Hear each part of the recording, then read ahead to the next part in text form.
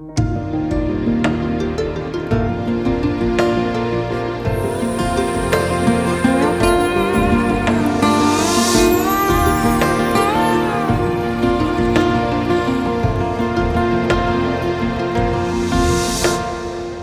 chua na chung qua ka thira a bol lo big em vang em ni hetia ka om le zan hian lim na min thlen zo lo khovar nga man om chuang si lo a har em ani ka sing nun hi a har emani ka sul nu ka dai chin ka thir le thia lung chirin ka in sit thi ma se cross ka thi ke bol lo bertan hiani swan anun ala mun thim ber po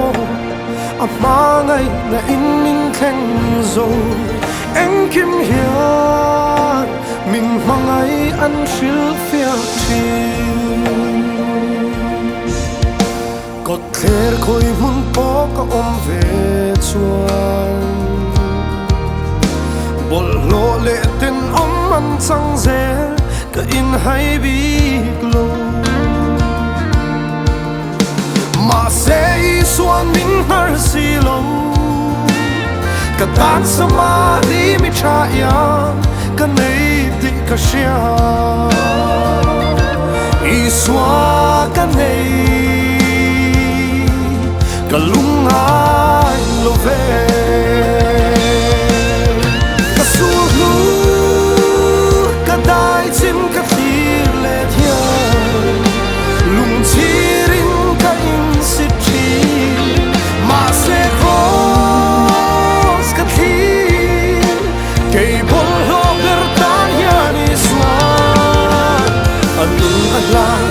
mun thim ber po amangai na in min theng zo en kim hian min mangai an shil fia thi ka su lu ka dai chin ka thir le thia lung chirin ka in sit thi ma se cross ka thi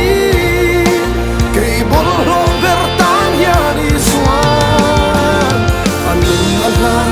mun thim ber po amangai na in min theng zo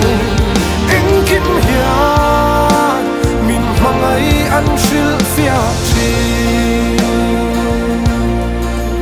en kim hian min mangai an shil fia thi